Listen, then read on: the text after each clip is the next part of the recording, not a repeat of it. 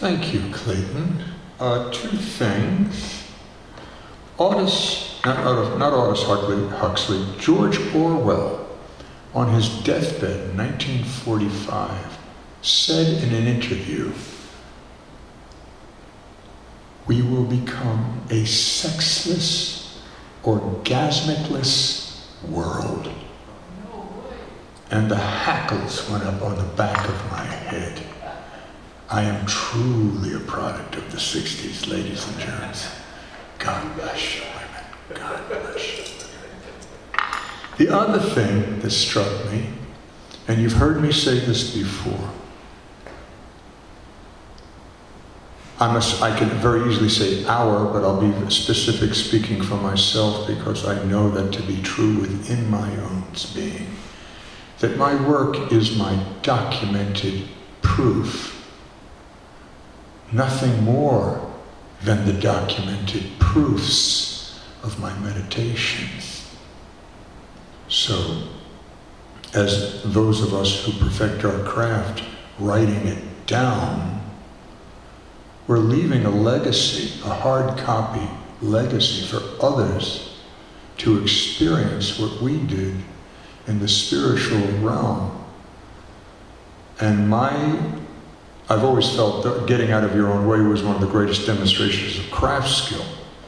But truly a developed craft skill will be the determinant of how an audience coincides with the author to that moment when that author reached in and pulled out that spiritual moment and decided to write it, to annotate it.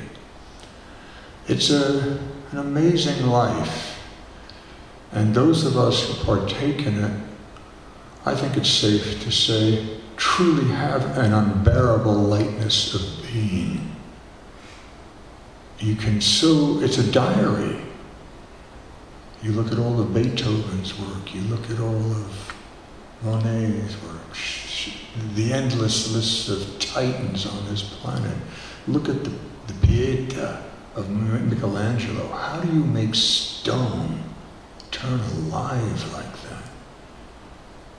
And all the time to do it, he was not bored.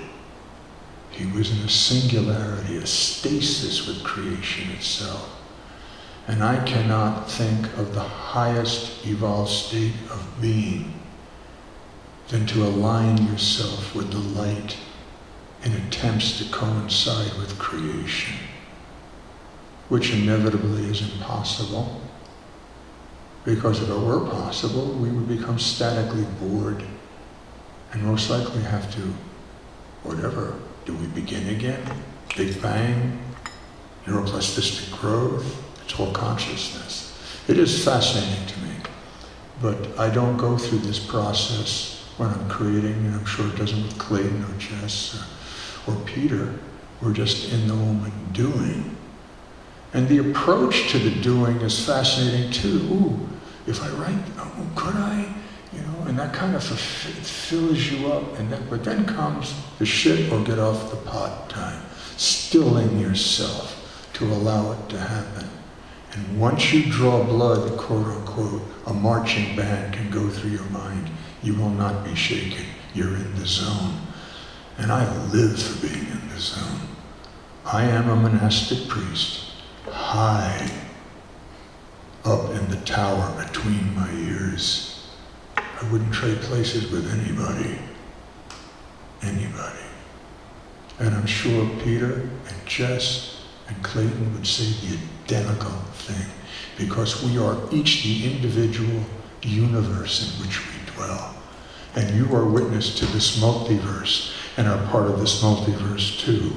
And what is most important, as I said before, is the coalescing of mind, that we become group-minded. Not that we think the same, but we have the passion to be in a zone and express and have this intercourse of ideas and energy and expand a vision to make it happen in true form.